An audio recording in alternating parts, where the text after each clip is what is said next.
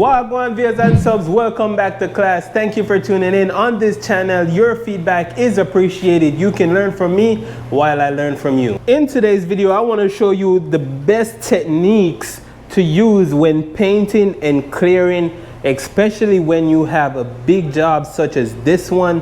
As you can see, we have a lot of panels to work with. I already painted the front and the rear bumper because they all couldn't fit. So we're gonna get to painting and I'm gonna show you how this is done. First thing I like to do is I like to get coverage in the areas that I've done my repairs. A lot of guys might not paint this way, but I believe this step is very important. This way you can ensure that you're getting proper coverage and you're saving materials on one hand, because the rest of the panel doesn't really need paint. It's just to get that uniform look. What needs full coverage is the areas that you did your repairs. So I like to do this on my first coat. By the way, have you ever painted a car panel and then notice afterwards that you don't have coverage in some areas? How does that look? How does that make you feel? Well, by doing it this way, I always get rid of that problem, because sometimes at a dealership especially, we have some really picky customers and they look at that whole thing like a hawk. Moving on to the second coat of paint, now I'm going for a more uniform look, making sure that I get paint on all areas of each panel. Pay attention to my techniques. More explanation coming up.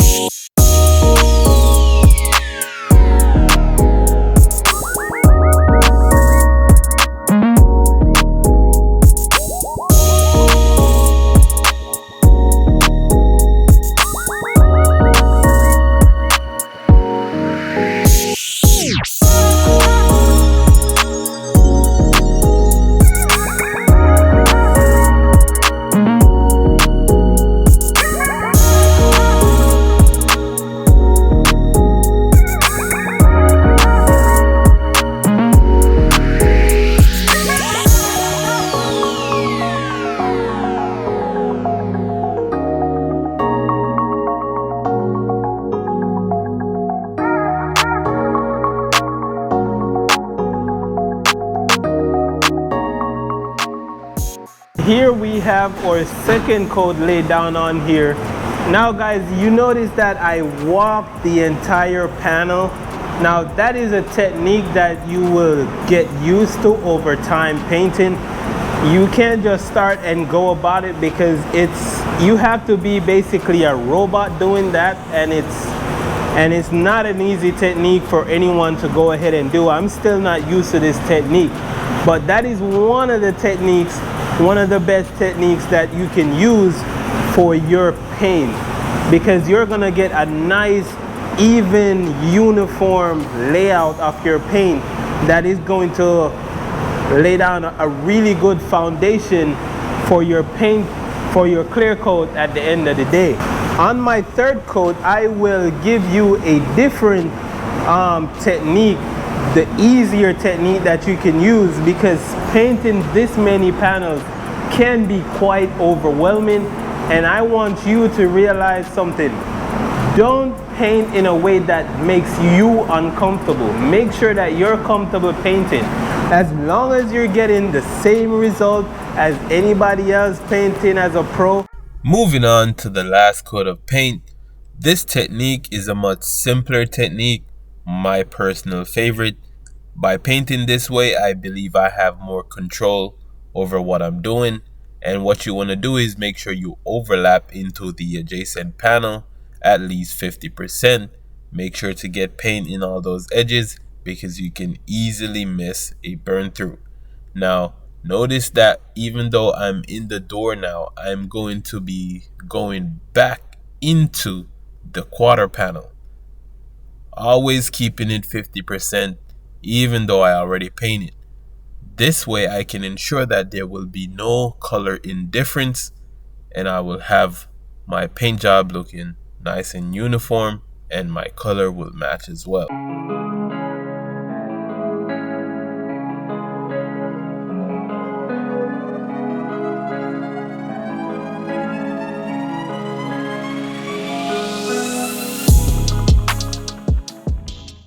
And that is it, guys. I'm all done with my base coat process.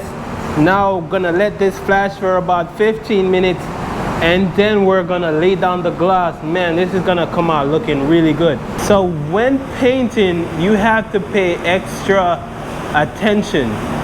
If you're going slow, sometimes that's okay.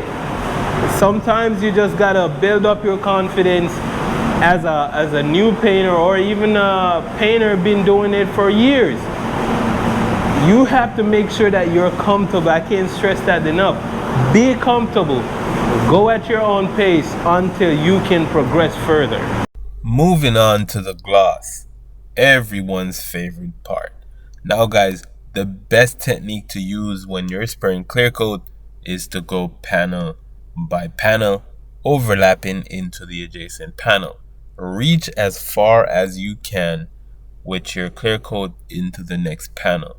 By doing it panel by panel, you're making sure that you get full coverage. You're not gonna have some spots looking wet, some spot looking dry, some spots have a run. You want to make sure that you pay extra attention.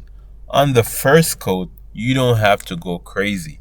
Just lay down some clear on there. If you was watching the other episode on Paint Society, we're saying that the first coat should be that glue. You set down a foundation so that when you lay down the second coat, everything looks really good.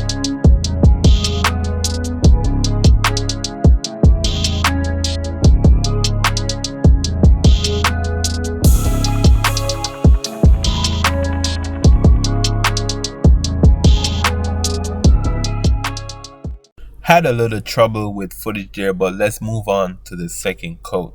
This was flashed for 10 minutes. Now on my second coat, or my final coat, I'm moving faster, but I'm moving slower. Let me explain.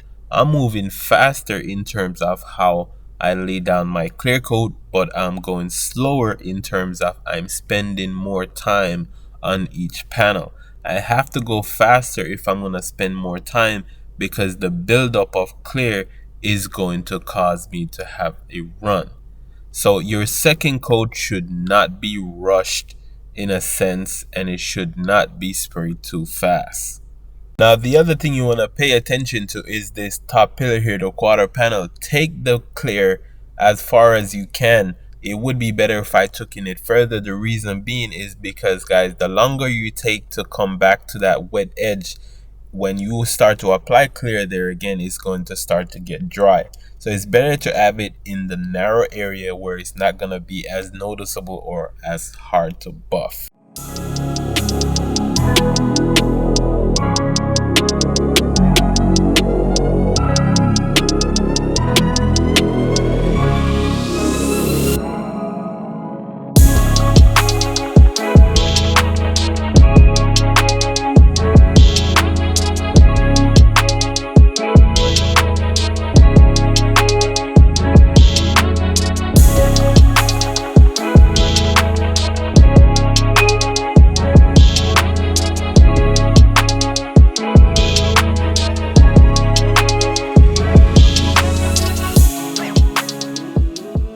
Here's where it gets more difficult for some people. I've had subscribers asking questions, how do I get the hood to look that glossy?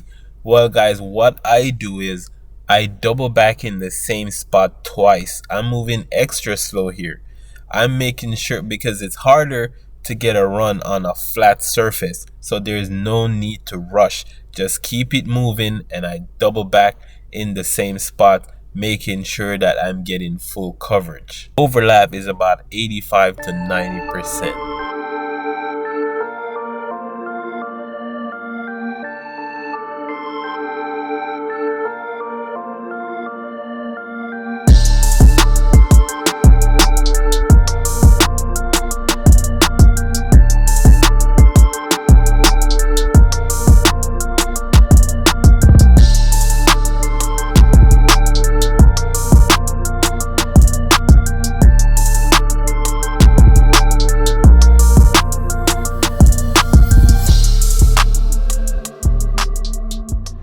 Guys, so there goes the final coat of clear. Now if you notice, what I did was I wasn't making big passes and I wasn't walking the panel. When I am clearing, guys, I want to make sure that I'm getting good coverage, and I'm not trying to do anything fancy. All fanciness get kicks out the door. I'm focusing on the job that I have to complete in order for me to get paid. So I go as slow as I want, make sure that I get coverage. I don't want to see any dry spot when I'm done. I just need to see straight, smooth glass. And that is it for today's video, guys. I'll show you what this looks like when it's all back together and I denib all those little dirt nibs and give it a nice buff and send it out to wash. So thank you for tuning in with me today. Class dismissed.